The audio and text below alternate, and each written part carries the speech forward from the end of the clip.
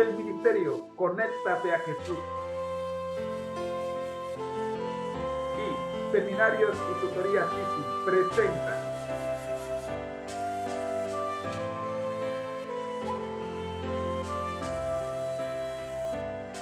la serie Feliz para Siempre en su séptimo segmento. 7 es el número perfecto y es el séptimo segmento, la lección perfecta, la escuela sabática para regular en su tercer trimestre. El estudio detallado, minucioso de la carta, de una carta escrita desde la prisión. La carta a los Efesios. Lección número 10 a cargo de mi querida esposa Rosita, a quien le decimos, amor, el tiempo es todo suyo. Dios les bendiga. Bendiciones. Nos vemos más tarde. Muy buenos días tengan todos. Es un privilegio estar con ustedes en esta preciosa mañana de los miércoles. Ya estamos a la mitad de la semana y queremos invitarle a que puedan estar con nosotros y estudiar la palabra de Dios. Esta lección está, yo creo que poniendo los puntos sobre las íes en cuanto a cómo debe ser nuestra relación con Dios, haciendo un paralelo con cómo debe ser nuestra relación conyugal y nuestra relación familiar.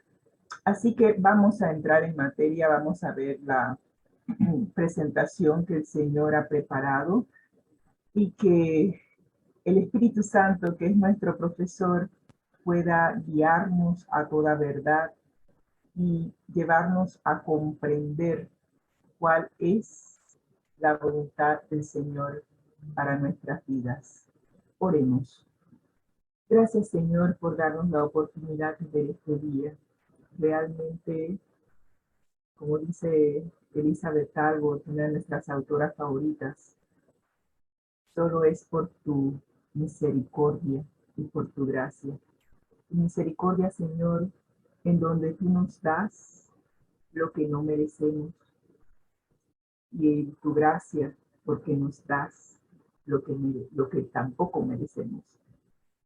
En misericordia tú no nos das lo que merecemos. Merecemos muerte eterna, merecemos estar destituidos de la gloria de Dios, merecemos la muerte. Pero por tu gracia nos das lo que no merecemos, que es la vida eterna. Y a través de este estudio, Señor, podamos recibir tu gracia, podamos recibir aquello que realmente no merecemos, y que el Espíritu Santo pueda seguir guiando nuestras vidas, sellándonos, preparándonos, transformándonos, Señor, para que cuando vengas, tu iglesia, la esposa, pueda ser finalmente presentada ante ti, sin mancha, sin arruga, sin nada, que evite que finalmente esté con su amado esposo Cristo Jesús. Ese sea nuestro deseo y que hagamos lo único que podemos hacer, es entregarnos por completo a aquel que tanto nos amó y que también lo entregó todo por nosotros. Guíanos, Señor, en este estudio. En el nombre de Cristo Jesús. Amén. Estamos estudiando la guía de estudio titulada Efesios. Increíble. Ya estamos entrando en la recta final, ya estamos en la lección 10. Solo nos hacen falta 4 lecciones para completar esta guía de estudio, que por cierto esta guía de estudio es muy inusual, tiene 14 lecciones en vez de 13, y creo yo que están tratando de emparejar la guía de estudio de administrando los recursos del Señor, que para mí quedó incompleta con 12. Así que aquí se empareja para que las lecciones de las demás guías de estudio entonces ya empecemos al mismo tiempo el siguiente trimestre con la lección 1. Espero yo que se empate. Así que estamos estudiando cómo nosotros los cónyuges podemos llegar a ser uno en Cristo cuando nos presentamos juntos ante la cruz. Y ojalá que esta semana cada uno de nosotros pueda meditar en su estilo de vida. Podamos meditar cómo es nuestra relación con Dios, que es lo importante. Si nos hemos entregado por completo a Dios y si nuestro cónyuge también lo ha hecho, entonces juntos podemos presentarnos ante el Señor, juntos, unidos, siendo uno, respondiendo a la oración de Jesús en Juan capítulo 17, en donde Él le ora al Padre para que nosotros como cónyuges podamos llegar a ser uno, como nuestro Padre y nuestro amante Salvador son uno. Y si usted no está casado, le recuerdo que en la medida en que usted se une al Señor y responde a su oración de ser uno con Él, eventualmente usted será dirigido, si es la voluntad del Señor que se case, usted será dirigido por el Espíritu Santo a otra persona que también es uno con Cristo. Y ambos, uniéndose a Cristo, llegarán a ser cónyuges y ambos juntos se presentarán ante la cruz. Interesante esta lección, cómo nos pone en práctica los conceptos principales de tener una familia feliz. Así que los versículos a memorizar tenemos Efesios capítulo 5, versículo 25 al 27. Para aquellos que no tienen la guía de estudio, les invito a estudiar la palabra de Dios. Nosotros utilizamos la guía para ayudarnos a estudiar la palabra de Dios. Pero si usted no tiene la guía y tiene la Biblia, estudie junto con nosotros. Estaremos estudiando esta semana, o estamos estudiando esta semana, el capítulo 5 de la epístola a los Efesios. Versículos, los últimos versículos del 21 al 33, y si su Biblia está subtitulada como la mía, empieza diciendo someteos los unos a los otros. Ese es el subtítulo que aparece justo arribita del versículo 21. Y esta semana, ayer completamos el análisis de estos versículos del capítulo 5, 25 a 27, en donde concluimos que el Señor está preparándonos, está pidiéndonos que permitamos que el Espíritu Santo haga la labor de purificación, de lavarnos con agua mediante la palabra, de tal manera de que el Espíritu Santo pueda, y disculpen que diga esto, pero el Espíritu Santo está haciendo una labor titánica, tratando de purificarnos, tratando de hacernos santos, de tal manera que cuando Jesús venga, Él pueda presentarse a sí mismo una iglesia radiante. Sí, gracias a la labor del Espíritu Santo que está restaurando la imagen y el carácter de Dios en nosotros, al ser sellados, al ser separados para ser parte de la iglesia, que es la novia de Cristo, la esposa de Cristo.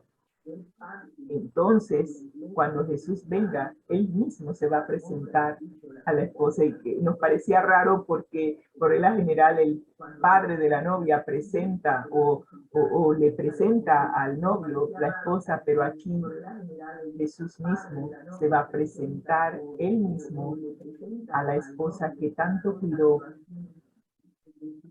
tanto amor, y que el Espíritu Santo preparó para que esta presentación se dé sin mancha, ni arruga, ni una otra imperfección, sino santa e intachable.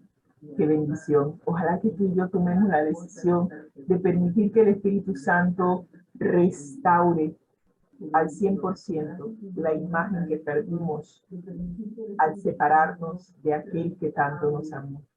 Sí, ahora mismo aquel que vive separado de Cristo, por decir algo, está, diría yo, viviendo en adulterio, porque el enemigo de nuestras almas llegó, le enredó la cabeza a Eva, y Eva pues le presentó el enredo a Adán. Adán sí no cayó en ese enredo, pero por no querer separarse de Eva, prefirió separarse de su amante salvador, de su creador. Así que fuimos engañados, y por ser engañados quedamos en brazos de otro hombre, por decir algo. Pero el Señor no se iba a quedar tranquilo. Él hizo todo lo necesario, pero más que nada nos amó. Esta palabrita es clave en cuanto a tener una relación con nuestro amante Salvador y tener una relación conyugal de éxito. El amor. El amor se entrega a sí mismo, no busca lo suyo, como dice Primera de Corintios capítulo 13. Y en la medida en que cada uno de nosotros se entregue a sí mismo, a Cristo, voluntariamente, entregando su voluntad, entonces al unirnos a Cristo, y si ambos cónyuges hacen lo mismo, entonces formarán un triángulo, y entre más se acerquen a Cristo, más se unirán los unos a los otros. Y de esto trata estos versículos de Efesios capítulo 5, 25 a 27. Pero vamos a entrar en materia. Hoy nos toca, y como dije ayer, me pareció extraño. Claro, la guía de estudio está escrita por un hombre, pero me pareció extraño que todos los consejos que hemos visto hasta ahora, con excepción de la del domingo, todos los consejos aquí son para el esposo.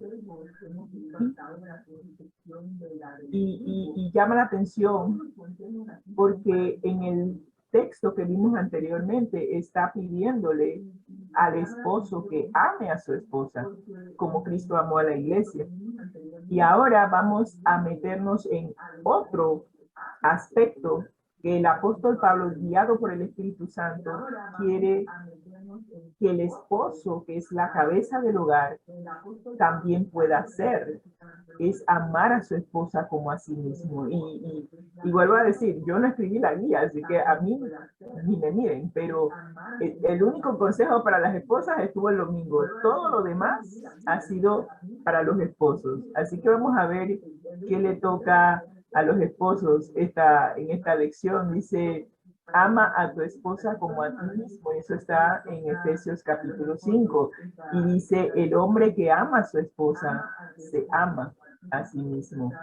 Así que vamos a ver qué pregunta nos tiene la guía de estudio, y nos dice qué nuevo argumento utiliza Pablo para animar a los esposos a profesar tierno amor a sus esposas. Y tenemos aquí Efesios capítulo 5, 28 al 30. Así que ya estamos prácticamente finalizando el estudio de los versículos del 21 al 33. Así que aquí vamos a ver qué es lo que nos está diciendo el apóstol Pablo, qué está animando a los esposos a profesar. Y dice, de la misma manera deben los esposos amar a sus esposas como a su propio cuerpo. El que ama a su esposa se ama a sí mismo, porque nadie odia su cuerpo, sino que lo alimenta y lo cuida, como Cristo hace con la iglesia, porque ella es su cuerpo y nosotros somos miembros de ese cuerpo. Vamos a ver qué es lo que la guía de estudio nos quiere decir cuando le dice al esposo que ame a su esposa como a sí mismo y que nadie odia su cuerpo, sino que lo alimenta y lo cuida. Y vamos a ver la comparación ¿qué está haciendo el apóstol Pablo? Como dije ayer, el apóstol Pablo utiliza metáforas, está haciendo una comparación entre cómo Cristo ama a la iglesia y la iglesia es su esposa, y la compara en cómo deben los esposos amar a las esposas. Y aquí vamos a entrar también en un aspecto histórico de lo que estaba pasando con los efesios, la razón por la cual Pablo escribe estos versículos. Y nos dice las reglas de Pablo para el hogar cristiano que vemos en Efesios capítulo 5 del 21, y claro, incluye hasta el 33 de lo que estamos estudiando esta semana, y también se mete y da un poquito más, incluyendo el capítulo 6 del 1 al 9, en donde allí el apóstol Pablo habla acerca de cómo debe ser la relación con los hijos y con los siervos. Y ahora voy a explicar el por qué incluye esos dos aspectos en cuanto al hogar cristiano. Así que nos dice que las reglas de Pablo para el hogar cristiano revelan un contexto social desafiante. En Efesios capítulo 5, 28 al 30, Pablo se dirige a los esposos que según el patrón tan frecuente de la época, podían optar por aborrecer a su propia carne, abusando de sus esposas y golpeándolas. Aquí entramos en una situación que es muy común en nuestros días y estamos hablando de la violencia doméstica.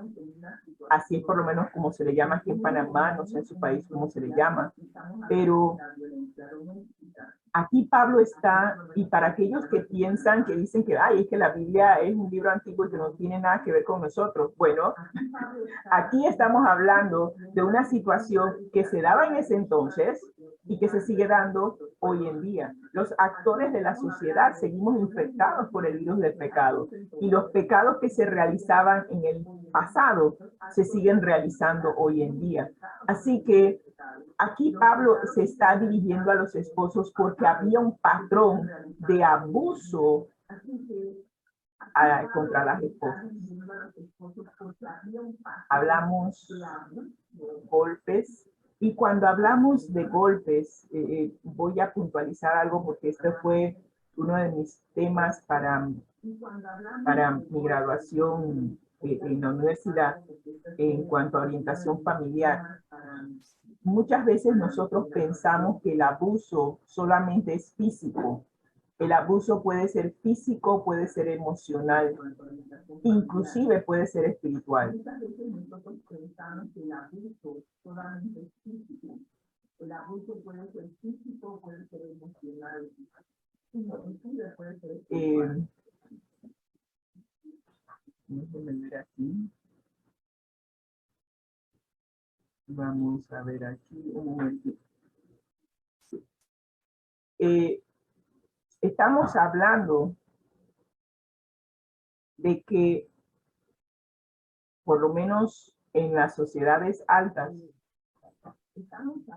usted no va a notar golpes físicos cuando hay abuso o hay violencia doméstica, pero va a notar mujeres que están laceradas, golpeadas emocionalmente, que son abusadas verbalmente. Cuando alguien te dice, tú no sirves para nada, eres estúpida, y otros epitafios. Estamos hablando de abuso emocional. Y ojo, a pesar de que en muchas ocasiones tenemos el abuso del hombre hacia la mujer no se ha quedado atrás, y muchas mujeres también abusan de sus esposos, diciéndoles o haciéndoles sentir inferiores, haciéndoles sentir que no valen nada. Es algo que nosotras las mujeres tenemos que corregir. Tenemos que darle a nuestros cónyuges el valor y el sitial que les corresponde.